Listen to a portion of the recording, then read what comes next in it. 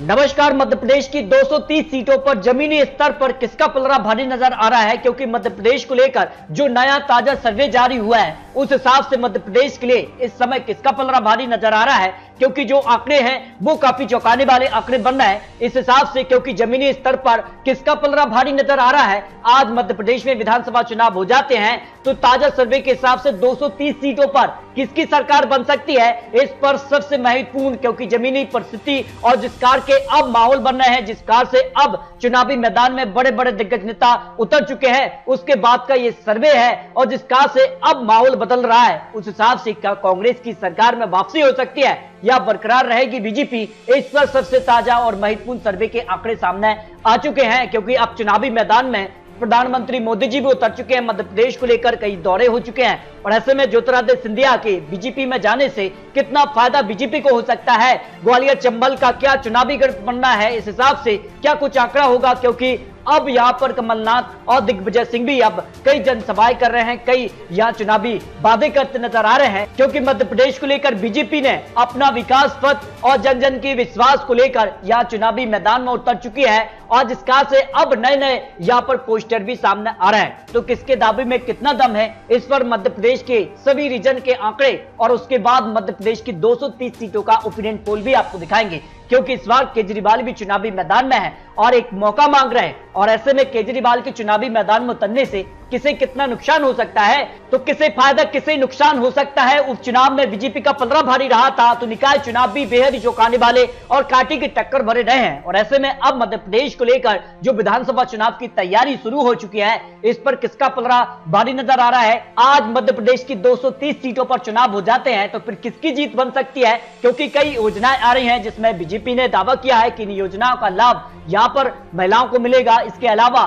कमलनाथ ने भी दावा किया है। तो मध्य प्रदेश की 230 सीटों पर आज चुनाव, तो किसका पलड़ा भारी नजर आ रहा है। ताजा सर्वे के हिसाब से जो नए नए आंकड़े सामने आ रहे हैं, क्योंकि जो बीजेपी का सर्वे रहा है उसमें माना जा रहा है कि पार्टी ने जो अंदरूनी सर्वे करा है उसमें मौजूदा 130 विधायकों में 40 की स्थिति कमजोर पाई जा रही है और 8 से 10 विधायकों के बीच कड़ी टक्कर भी देखने को मिल सकती है। तो ऐसे में माना यह जा रहा है कि बीजेपी कई बड़े जो चेहरे हैं उनकी टिकट भी काट सकती है, जो अंदरूनी सर्वे है। जबकि कांग्रेस की स्थिति में भी यहाँ पर 38 से ज्यादा विधायकों की जो चुनौतीपूर्ण स्थिति बनी है, इसमें कई विधायकों की स्थिति काफी कमजोर पाई जा रही है और ऐसे में कांग्रेस भी यहाँ कई बड़े चेहरों को टिकट काट सकती है और नए चेहरों को यहाँ मौका दे सकती है। इसके अलावा बात की जाए तो जो यहाँ पर मालवा रीजन आ रहा है, मालवा रीजन की अगर बात की जाए तो यहाँ से 66 सीटें आती हैं और इसे सबसे महत्वपूर्ण माना जा रहा है, जिसमें मंदसौर है, रतलाम है, धार, खरगोन जैसे बड़े यहाँ पर जिले आते हैं और ये यहाँ से तय होता है मध्य प्रदेश के लिए आखिर किसका परचम लहराएगा। इसके भी आंकड़े सामने आ चुके हैं। खरगोन यहाँ पर काफी महत्वपूर्ण माना जा रहा है और जिसमें मालवा रीजन से इंदौर, उज्जैन, देवास, रतलाम, मंदसौर जैसे मुख्य जिले आते हैं और जो हार और जीत के बीच के एक बड़ा अंतर तय करते हैं। अगर बात की जाए 2018 में इस रीजन से बीजेपी ने यहाँ 28 सीटों पर जीत हासिल की थी, जबकि कांग्रेस को यहाँ 33 सीटों पर जीत मिली थी, यानी कांग्रेस के लिए यहाँ बढ़त मिली थी 2018 में। तो मालवा रीजन की अगर बात की जाए तो उपचुनाव भी यहाँ देखने को मिले थे। इस हिसाब से बीजेपी का आंकड़ा बढ़ गया 34 सीट और कांग्रेस यहाँ 29 सीटों पर सिमट गई, क्योंकि ज्योतिरादित्य सिंधिया बीजेपी खेमे में आ चुके थे। उस कारण से 25 से ज्यादा यहाँ विधायकों के रिजाइन भी हुए थे और इस कारण से यहाँ बीजेपी का पलड़ा भारी रहा था। लेकिन मध्य प्रदेश की 230 सीटों के लिए आज चुनाव होते हैं तो मालवा रीजन की 66 सीटों में से कांग्रेस को 29 से 33 सीटें मिल सकती हैं, जबकि अगर बात की जाए बीजेपी को 33 से 37 सीटें जा सकती हैं, जो ओपिनियन पोल के आंकड़े आ रहे हैं। जबकि अन्य की बात की जाए, अन्य के पक्ष में भी 102 सीटें जाने की संभावना मालवा रीजन को लेकर लगाई जा रही है। इसके अलावा बात की जाए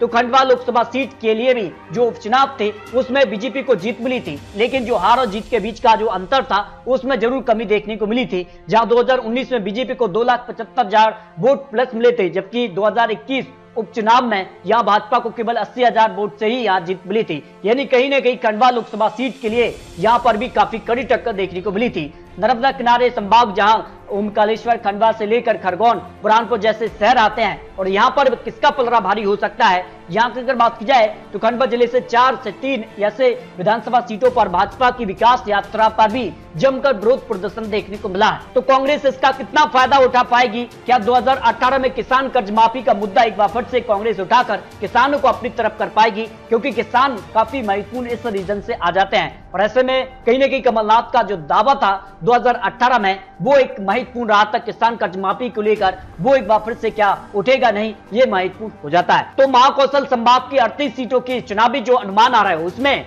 बीजेपी को करीब 10 से 14 सीटें मिल सकती हैं, जबकि कांग्रेस को यहां 24 से 28 सीट की संभावना ओपिनियन पोल के हिसाब से हो सकती है। अन्य के पक्ष में भी 0 से 1 सीट की संभावना यहां दिखाई दे रही है। मध्य प्रदेश के लिए अगर बात की जाए तो विंध्य रीजन से 30 सीटें आती हैं और बीजेपी का मुख्य गढ़ रहा है। और 2018 में जब बीजेपी ने इन 30 सीटों में से 24 सीटों पर जीत हासिल की थी तो कांग्रेस 6 सीटों पर ही सिमट गई थी, जहां कांग्रेस ने अन्य रीजनों पर अच्छी पकड़ बनाई थी, लेकिन यहां पर विंध्य रीजन पर बीजेपी को ज्यादा सीटें मिली थी। लेकिन इस बार क्या कुछ आंकड़ा बन सकता है और माना जा रहा है कि बीजेपी को यहां पर इस रीजन पर करीब यहां पर 16 से 20 सीटें मिल सकती हैं, जबकि यहां पर जो है कांग्रेस को करीब 10 से 14 सीटें, अन्य के पक्ष में भी 0 से 1 सीट की संभावना मध्य प्रदेश के लिए इस रीजन को लेकर लगाई जा रही है। यानी ये रीजन भी काफी महत्वपूर्ण माना जा रहा है। मध्य प्रदेश में बुंदेलखंड रीजन की 26 सीटें आती हैं और मध्य प्रदेश के लिए इस रीजन से बीजेपी को हमेशा बढ़त मिलती रही है और ऐसे में इस बार क्या कुछ आंकड़ा बनेगा? जहां 2018 के नतीजों में बीजेपी ने 14 सीटें तो कांग्रेस ने 10 सीटों पर जीत हासिल की थी,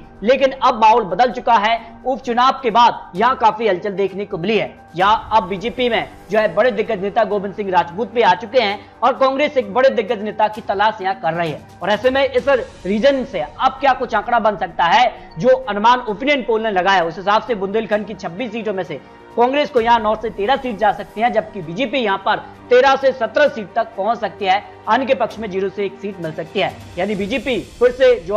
अनुमान है 2018 की तरह ही जो है यहाँ पर आंकड़े दोहरा सकती है, उससे भी आगे निकल सकती है जो मध्य प्रदेश के लिए इस रीजन के आंकड़े बन रहा है। जबकि मध्य भाग की 36 सीटें आती है और मध्य प्रदेश के लिए सबसे महत्वपूर्ण माना जाता है, क्योंकि वर्तमान मुख्यमंत्री शिवराज सिंह चौहान का भी एक यहाँ पर अहम रीजन आता है जिसमें विदिशा और यहाँ पर बुधनी उनकी विधानसभा सीटें आती हैं और ऐसे में यहाँ का क्या आंकड़ा बन सकता है? जहां 2018 में यहाँ बीजेपी को 23 सीटों पर जीत मिली थी तो कांग्रेस 13 सीटों पर सिमट गई थी, लेकिन इस बार क्या कुछ आंकड़ा बन सकता है? ओपिनियन पोल के हिसाब से मध्य भाग की 36 सीटों में से यहां कांग्रेस को 12 से 16 सीटें मिल सकती हैं, वहीं बीजेपी 20 से 24 सीटों पर जीत की संभावना लगाई जा रही है। अन्य के पक्ष में भी 0 से 1 सीट की संभावना हो सकती है। इस तरह से मध्य भाग में भी बीजेपी को ज्यादा सीटें मिलने की संभावना हो सकती है। लेकिन मध्य प्रदेश में सबसे महत्वपूर्ण माना जा रहा है ग्वालियर चंबल, जो कि ज्योतिरादित्य सिंधिया का भी एक महत्वपूर्ण गढ़ है और ऐसे में क्या कुछ आंकड़ा बनेगा? यहाँ पर 34 सीटों के जो अनुमान है उस हिसाब से ज्योतिरादित्य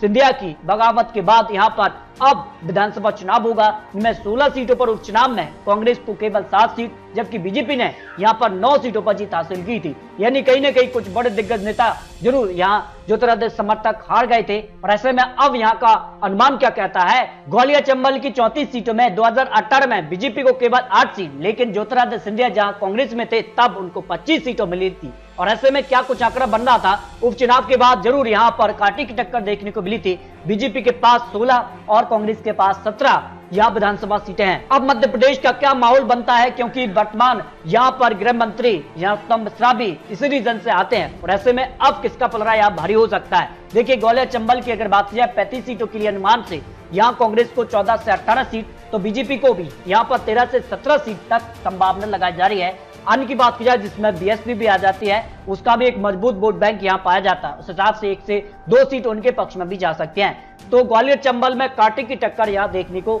मिल सकती है 2023 विधानसभा चुनाव को लेकर जो अनुमान है। तो मध्य प्रदेश की सभी जो रीजन है उसके बाद अगर बात की जाए सभी 230 सीटों का जो ओपिनियन पोल बन सकता है उस हिसाब से मध्य प्रदेश के लिए आज चुनाव मध्य प्रदेश में तो 98 से 122 सीट तक कांग्रेस भी पहुंच सकती है, जबकि बीजेपी की अगर बात की जाए तो बीजेपी 105 से लेकर 129 सीट तक पहुंच सकती है। इनकी बात की जाए तो 1 से 6 सीट अन्य के पक्ष में भी जा सकती है। यानी मध्य प्रदेश के लिए आज विधानसभा चुनाव होते हैं तो मध्य प्रदेश में बीजेपी सबसे बड़ी पार्टी बन सकती है, बहुमत के आंकड़े को पार भी कर सकती है, जो अनुमान मध्य प्रदेश की 230 विधानसभा सीटों पर लगाया जा रहा है। लेकिन कांग्रेस भी यहां पर कड़ी टक्कर दे सकती है, जो जानकर मान रहा है, जो जमीनी स्तर पर जो रीजन वाई आंकड़े यहां निकलकर सामने आ रहे हैं। लेकिन आपको फिर भी बता दें ये चुनावी आंकड़े, चुनावी अनुमान है, अभी भी आने वाले वक्त में किस कार से यहाँ बड़े बड़े दिग्गज नेता चुनावी मैदान में उतरते हैं, किस कार के गठबंधन होते हैं, आम आदमी पार्टी के चुनावी मैदान में उतरने से कितना किसको नुकसान होगा, यह भी काफी महत्वपूर्ण हो जाता है। तो दोस्तों, आपको क्या लगता है, मध्य प्रदेश में क्या बीजेपी का कमल बरकरार रहेगा या कांग्रेस की यहाँ वापसी हो सकती है? इस पर अपनी राय कमेंट बॉक्स में जरूर रखिए। मिलते हैं दोस्तों और लेटेस्ट और महत्वपूर्ण विश्लेषण के साथ, तब तक के लिए जय हिंद, जय भारत।